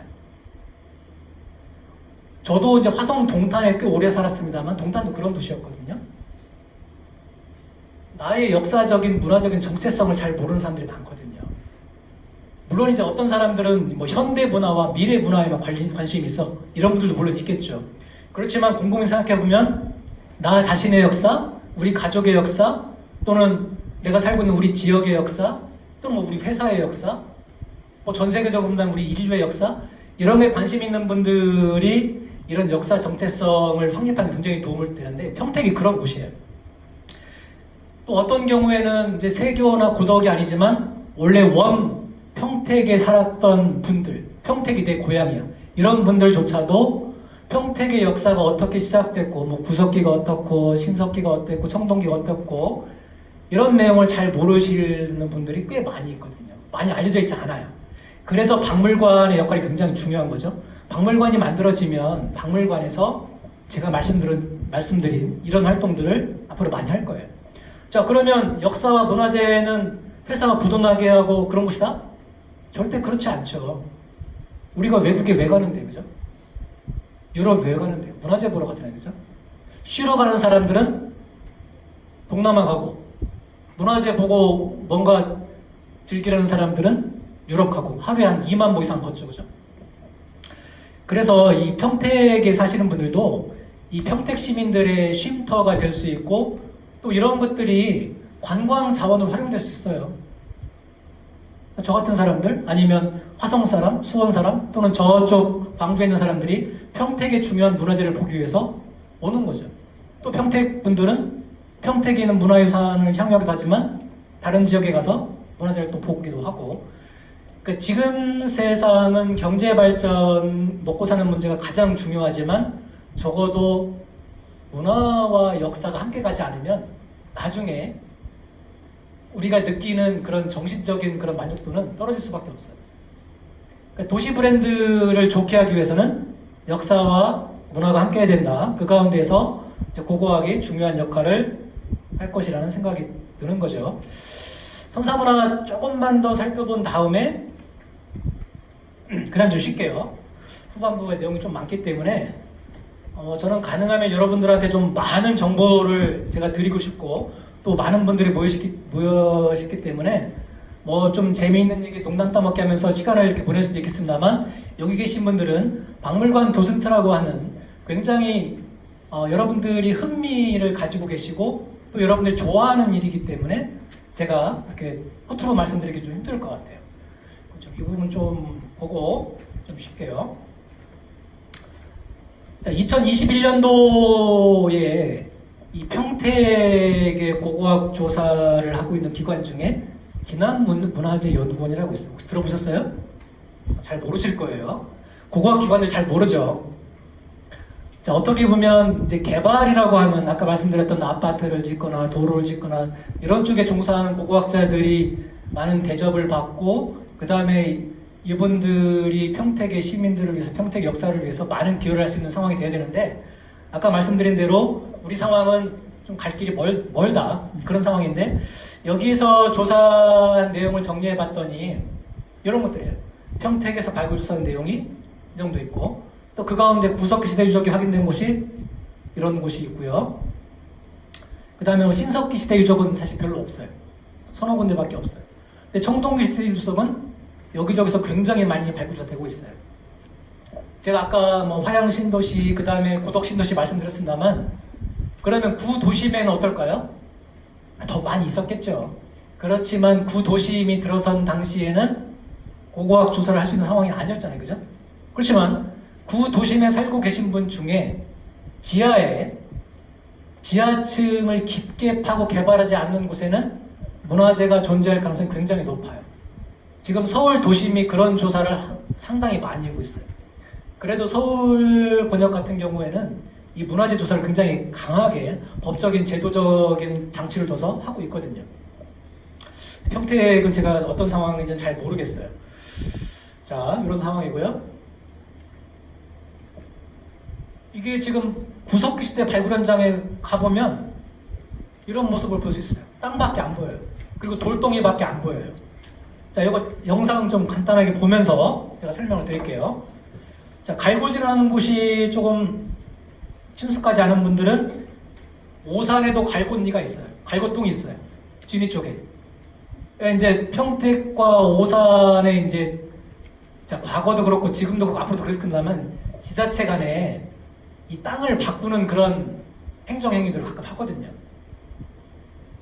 이곳에서 구석기 유적이 발굴사가 됐어요. 보실까요? 이게 구석기 시대 석기거든요. 자, 여러분은 이게 구석기 시대 사람들이 제작해서 만들고 사용했던 석기로 보이시나요? 아니면 자연적인 짱돌로 보이시나요? 구석기라고 느낌이 든다면 여러분은 고고학자가 될 자질을 갖고 계신 분이에요. 제가 아까 말씀드렸죠? 우리 과에 혹시 여기 47년생 이상 되신 분 있나요? 47년생 분도 학교로 오셨고 57년생 분도 학부생이에요. 아, 수업하는 좀 힘들어요, 사실은. 제가 과거에 학생들한테 말을 너무 편하게 하다가 그 노인분들 두 분 들어오시니까 제가 극도로 이 언어 사용에 신경을 많이 쓰거든요. 가끔 그분들이 물어보시거든요, 저한테 편하게. 선생님, 저희들 들어와서 강의하시기 좀 피곤하시죠? 아니요. 어떻게 앞에다 이렇게 말씀하시겠어요, 그죠? 못 드리죠. 자, 이런 곳들을 여러분들이 주변에 가다가 현장을 보신다면 아, 이곳은 발굴 현장이구나라고 생각하시면 돼요. 자, 이게 구석기 시대 사람들이 만들어 썼던 바로 구석기라는 거죠. 제가 이제 현장의 조사, 물론 한신대학교도 가끔 합니다만 요즘은 대학들이 발굴 조사를 거의 하지 않고 아까 말씀드렸던 발굴 조사 전문 기관에서 전담을 하고 있기 때문에 이제 가서 제가 이제 뭐 저도 공부도 하고 또 이제 도움도 드리고 하는 입장에서 현장에서 생생하게 이제 찍은 영상들을 유튜브로 올리는 거죠. 유튜브도 그냥 막 올릴 수 없어요. 아까 말씀드렸죠? 사업 시행자가 되게 싫어한다고. 법적으로 문제를 막 걸거든요. 문화재청, 국가유산청에서는 발굴 조사하는 문화유산은 시민들께 돌려줘야 된다면서 공개를 해야 한다고 하지만 제도적으로 들어가 보면 사업 시행자가 허락을 해줘야 이런 것들을 공개할 수 있어요. 행정행위가 다 끝난 다음에 문제가 없을 때 이런 영상을 올리는 거죠. 가끔씩 댓글이 달려요. 아, 이 발굴 현장 가볼 수 있습니까? 지금은 다 공사했어요. 그럴 수밖에 없어요. 자, 그렇지만 이런 조사는 이제 구제조사, 뭔가 건물을 짓거나 하는 행위가 있는 곳이고, 학술조사를 하는 곳은 언제든지 시민들이 찾아갈 수가 있죠. 그러면 이제 고고학자들이 이제 친절하게 설명을 해줄 겁니다. 자, 이런 거예요.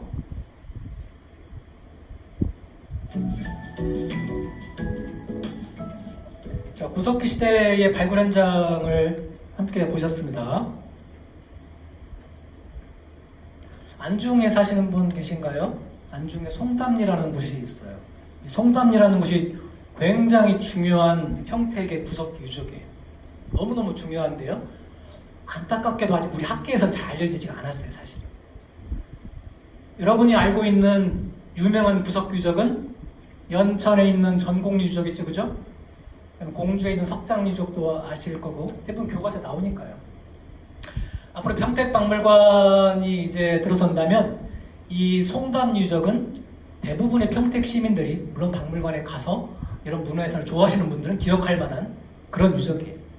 뭐 지금은 이거 뭔가요? 토지구획 정리 사업이니까 아마 아파트가 들어섰겠죠. 자, 이런 곳인데요. 아까 말씀드렸죠? 짱돌인지 구석기인지 구분을 해야 된다고. 석기를 구분하는 사람은 고고학자고, 구분이 안 된다면 그냥 일반 시민인 거죠. 발굴 현장에서 조사하는 사람들이 저 같은 고고학자도 있습니다만 많은 분들이 여기 계신 일용 근로자로 하시는 분들이에요.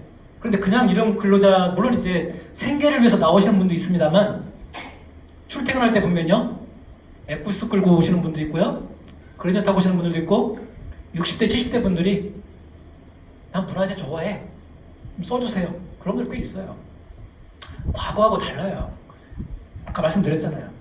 요즘엔 여러 분야에서 흥미가 있는, 과거에 어떤 모 대통령도, 제가 누구라고 말씀 안 드릴게요, 고고학자가 꿈이었대요. 그런 분들도 있고 막 그래요. 근데 그런 분들이 아마도 이런 현장에 이렇게 나오시겠죠? 자, 아무튼 발굴 현장에 가보면 이런 분들이 우리의 고고학 발전을 위해서 아니면 시민들의 문화 향유권을 위해서 고생을 많이 하시죠.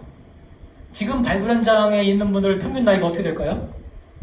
삽, 호미, 뭐 붓도 있지만, 네? 네, 70대, 60대 후반에서 70대 분들이 대부분. 젊은 분들이요? 싫어해요. 물론 이제 임금의 문제도 있을 수 있겠죠. 근데 임금이 보통 지금 15만 원? 14만 원? 혹시 생각 있으세요? 젊은 분? 유튜버. 어? 한두 번 해보시면 그 다음부터 안 나와요.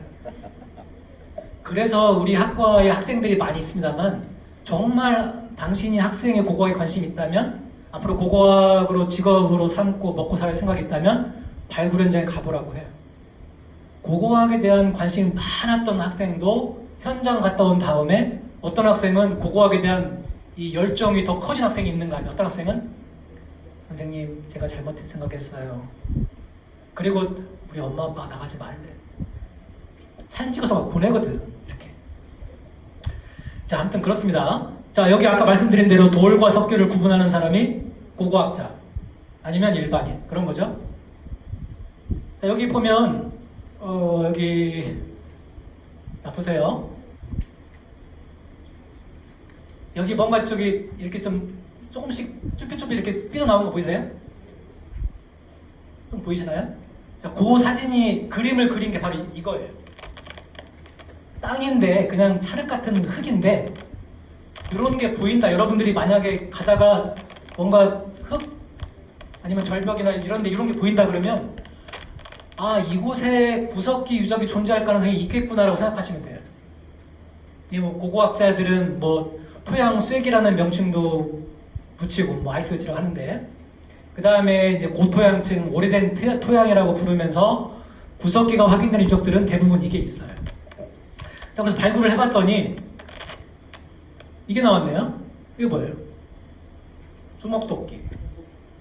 우리 동네에도 평택에도 주먹도끼가 있다는 거죠. 연천 전곡리에만 아니면 뭐 공주석장리에만 주먹도끼가 있는 것이 아니라 뭐 교과서에 계속 나왔으니까 대부분 교과서 그걸 좋아하는 사람도 있겠지만 별로 안 좋아하는 사람도 시험을 보려면 외워야 되니까요. 그죠? 그런 거죠. 평택에도 주먹도끼가 있다. 우리나라 전국 방방곡곡에 다 있어요. 발굴조사 해보면. 많이 알려지지 않았을 뿐이죠. 그래서 다양한 종류의 석기들이 있는데, 자, 여러분들 이게 찌개라고 하거든요. 찌개. 단순한 그냥 찌개. 돌덩이 찌개인데, 우리나라는 지금 찌개랑 주먹도끼 지금 같이 나오고 있지만 전 세계사적으로 본다면 인류가 처음 돌을 도구로 만들었을 때는 이 찌개였어요. 270만 년 전에. 그 다음에 주먹도끼를 만드는 과정까지 얼마나 많은 시간이 흘렀을까요? 100만 년 이상이 흘렀어요. 그 다음에 또 100만 년이 흘러서 아까 말씀드렸던 흑요석 같은 아주 정교한 석기를 만들고, 지금은 우리 어떤 시대에 살고 있죠? 스마트폰을 사용하잖아요. 그죠? 아마 구석기 시대의 맥가이버칼 스마트폰 같은 도구가 이 주먹도끼였을 텐데, 이 평택에도 이런 자료들이 있다는 거죠. 주먹도끼의 의의에 대해서는 저보다도 국립중앙박물관장이셨던 이 백이동 전 교수님이 설명하시는 내용을 보면 여러분들이 아마 귀에 쏙쏙 들어올 거예요. 지금 국립중앙박물관에 혹시 대부분 가보셨죠?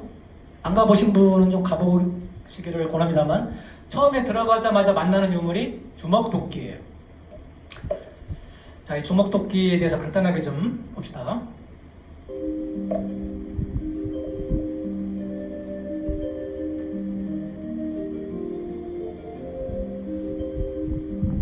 지금은 이곳이 지금 리뉴얼 상태라서 지금은 못 보실 우리 거예요. 박물관 관람객이 전시실에 들어와서 처음으로 맞닥뜨리는 유물이 바로 이 주먹도끼입니다.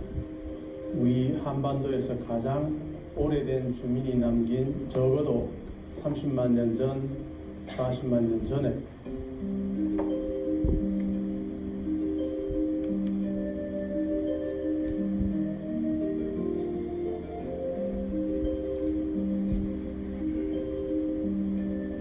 주먹도끼의 연대가 언제인지 아직도 잘 몰라요. 우리 고고학교에서. 박물관 관람객이 전시실에 들어와서 처음으로 교과서에는 어떻게 나올까요? 구석기 시작이 이 주먹도끼 70만 년 전. 아마 지금 젊은 분들은 기억할 거예요. 교과서에. 오래된 주민이 남긴 70만 년 전이라고 믿고 있는 고고학자들은 30만 년 전, 거의 없어요. 40만 년 전에 이 땅에 와서 살던 사람이 이 주먹도끼도 마찬가지예요. 만들고 지금 백유정 교수님, 관장님은 30만 년, 40만 년 전 이 말씀하시지만 주먹도끼를 상당수의 또 고고학자들은 주먹도끼라고 15만 년 전 이상이 안 된다고 또 주장하는 사람이 되게 많이 있어요. 그만큼 연구가 쉽지 않아요. 여겨지고 또 이것 자체가 과거에는 아시아에는 없다는 그런 학설이 중요한 학설이었는데 이게 한국의 전공유적에서 처음 발견돼서 세계 구석기 학설이 무너진 그런 주먹도끼입니다. 왜 이 주먹도끼가 박물관 입구에서 여러분을 기다릴까요? 이 주먹도끼는 인류의 진화 과정에서 굉장히 중요한 의미를 가지는 문화유물입니다. 왜냐하면 주먹도끼를 만들기 시작할 때, 그러니까 호모 에렉투스라는 사람이 등장했을 무렵에 이 주먹도끼가 나타나는데, 주먹도끼가 나타나면서 아프리카에서 아시아로 사람들이 넘어올 수 있었던 것이죠. 좀 따뜻한 지역에서 살던 사람이 온대 지역으로 넘어올 때는 아시아로 넘어왔다가 그 다음에 또 어디로 가죠? 저쪽 대비할 수 있는 아메리카 내륙으로 가고 지혜가 또 있습니다. 호주로도 내려가죠. 바로 시간차가 그 지혜를 있습니다만. 이 주먹도끼에서 볼 수 있는 것입니다. 자, 이런 주먹도끼가 평택에서도 확인되었다는 사실이죠. 전시의 뜻이고 이 주먹도끼 아닐까 생각합니다.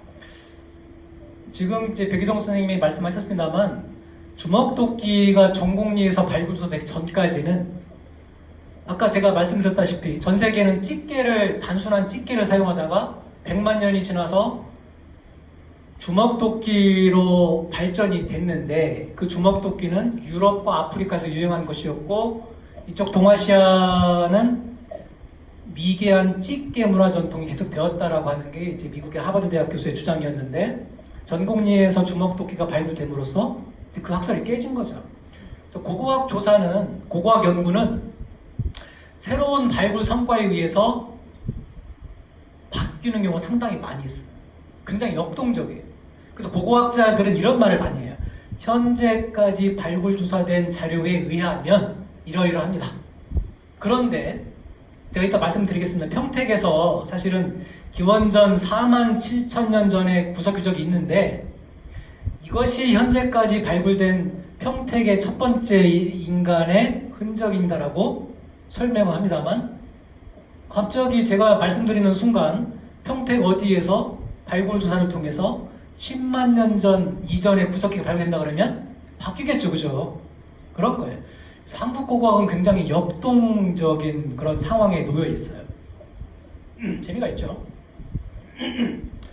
자, 그런데 아까 왜 그럼 송담리가 제가 왜 중요하다고 했냐면 연대 문제를 결정하는데 자, 구석기 시대 사람들이 언제 살았는지 어떤 석기를 썼는지 딱 보면 알 수 있을까요? 쉽지가 않죠. 이건 알 수 있겠죠. 적어도 여러분들이 쓰고 있는 이 핸드폰 혹시 이 핸드폰이 처음 나왔을 때 어떤 형태였는지 기억하시는 분들이 아마 계실 것 같아요. 예? 벽돌폰이라고 참 그 재미난 게 제가 과거에 부여의 조사를 갔는데 어느 분이 다방에서 막 떠드는 거예요. 막 큰 소리로. 살짝 봤더니 핸드폰 벽돌폰을 들고 큰 소리로 왜 그럴까요? 나 핸드폰 쓰는 사람이야 라고 자랑하는 거예요. 그 당시에 그랬죠. 자, 연대를 딱 보면 알 수도 있습니다만 알 수 없는 게 상당히 많아요. 자, 그런데 여러분들 요즘 일본의 그 지진 얘기 많이 듣죠, 그죠? 지진 얘기 많이 듣고 계시잖아요. 좀 걱정도 되고 아마 앞으로 일본 여행 뭐 지금 예정에 있거나 계획하신 분들도 취소하는 분들도 꽤 있다고 하는데 뭐 지진, 화산 굉장히 두렵죠. 자, 그런데 이 평택이라고 하는 이 송담리라는 유적을 발굴했더니 이 별, 여기 흙을 채취해서 분석을 해봤어요. 자, 여기 보면 지금 사다리처럼 쭉 있는데 여기 지하 해발 고도죠? 23, 22m, 23, 24, 25 그러니 지금 몇 미터를 판 거예요. 저 위에부터 파 내려간 다음에 여기부터 해서 시료를 쭉 이렇게 채취해서 분석을 해본 거죠. 분석해봤더니 여기에서 뭐가 나왔냐면 일본 내에서 2만 9천, 2만 6천 이것도 연구자마다 달라요. 자연과학자마다. 그래서 2만 7천 보기도 하고 어떤 사람은 3만 년 보기도 하고 이때 폭발한 화산재가 날라와서 여기에 5cm, 10cm 간격으로 쌓인 거죠. 그런 거예요. 자, 백두산이 화산 폭발한다? 어마어마하죠, 그죠? 자, 여기 보세요. 지금 이 가고시마 쪽에 있는 이 화산 폭발로 기원전 2만 7천 년, 2만 6천, 9만 년 전에 화산 폭발해서 이게 이렇게 쌓인 거예요. 저거 10cm, 5cm, 0cm 있죠? 화산재에 쌓인 그런 두께를 말해주는 거예요. 과거엔 이런 걸 몰랐죠. 몰랐어요. 그런데 이제 이 발굴 조사할 당시만 하더라도 이런 연구 성과가 있었고 또 이 분야의 전문가를 모셔서 분석을 의뢰했고 그 결과를 받은 거죠. 요즘의 고고학은 연대 측정이라고 하는 것이 굉장히 중요하죠. 자, 지금 쉽지가 않아요. 현대를 살아가는 사람한테도 자, 똑같은 55세의 남성 여성인데 딱 보면 아, 이분은 55세로 보여. 이분은 뭐 60세를 보인다거나 심지어 어떤 사람은 30세를 보이는 사람도 있죠. 개인적인 관리도 중요하지만 또 돈을 투자하는 사람들은 다르잖아요. 피부과 가는 분들은 다르잖아요. 그죠? 쉽지가 않은데 그런 것들도 이제 당연히 분석을 해보면 나오겠죠. 자, 그런데 아까 말씀드렸던 이 부분, 자, 여기에 그러면 29,000년, 27,000년의 화산재가 있다고 그랬죠? 자, 그러면 이 아래쪽은 연대가 어떻게 돼요? 26,000년보다 오래된 거겠죠, 그죠? 3만 년인지 4만 년인지 모르겠지만 오래된 거야. 자, 그런데 여기보다 위에서 나온 구석기 유물은 26,000년 전 이후야, 그죠? 쉽잖아요. 이게 이제 순서대로, 흙이 쌓인 순서대로 우리가 추정하는 거잖아요. 간단한 거잖아요. 자, 그런데 또 하나가 중요해요. 여기 이 부분의 아래쪽, 여기 뭐 PA2, 3 여기에 대한 것을 또 OSL이라고 하는 뭐 설명드리기 너무 좀 복잡한 그런 거긴 한데 자연과학적인 분석을 해봤더니 여기 연대가 기원전 43,000년, 49,000년, 48,000년 나온 거예요. 자, 그 얘기는 여기 지금 29,000년부터 49,000년 사이에 송담 유적의 석기들이 만들어졌다는 것이겠죠, 그죠? 그래서 제가 볼 때는 이 송담 유적의 조사 연구 성과가 앞으로 우리 학계에서 그 다음에 이제 우리 평택의 시민들이 많이 알아야 될 중요한 정보로 저는 보고 있고요. 이거 짧게만 보고 갈게요. 관련된 영상인데 재밌어요. 네.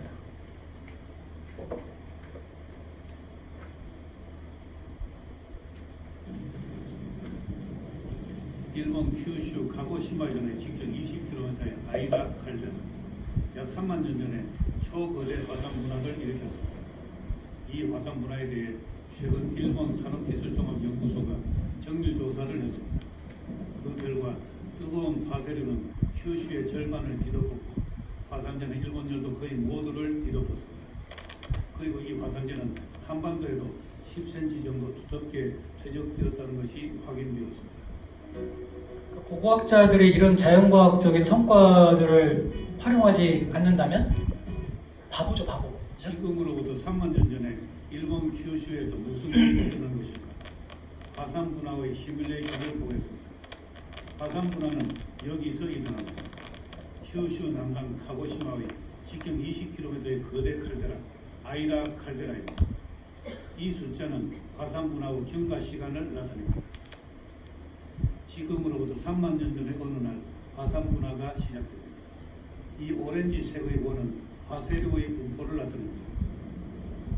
화쇄류는 지면을 확산해가는 벌어진다 그러면 화산재의 폭, 끔찍한 재앙이겠죠, 그죠? 그리고 이 핑크색의 원이 화산재의 확산을 나타냅니다. 우리가 항상 이 자연과학 분야에 힘을 많이 쏟아야 되는 이유 중에 하나가 이런 과거에 있었던 것들을 다시 되풀이되겠죠. 막을 수는 없겠죠, 그죠? 그렇지만 이제 대비할 수 있고 대처할 수 있는 그런 역량을 키워야 되기 때문에 지금은 뭐 돈이 안 되지만 정말 자연과학 분야, 기초과학 분야에 우리가 지원을 많이 해야 되는 이유가 하나기도 하죠. 퇴적 조건이 좋은 곳이라면 우리나라의 3만 년 전의 지층 어디에서나 이 화산재 그래서 이 자연과학 분야의 도움을 받아서 또 한국고고학이 많은 발전을 하고 있다라는 상황인 거죠. 과거의 일은 또다시 일어날 수 있습니다. 굉장히 재밌었어요. 저도 유익했고요. 자, 그 다음에 송담 유적이 그런 중요성을 갖는다 한다면 혹시 여염지라는 거 들어보셨나요? 여기 고덕 신도시 쪽에 있는 데인데 아까 제가 초반에 말씀드렸던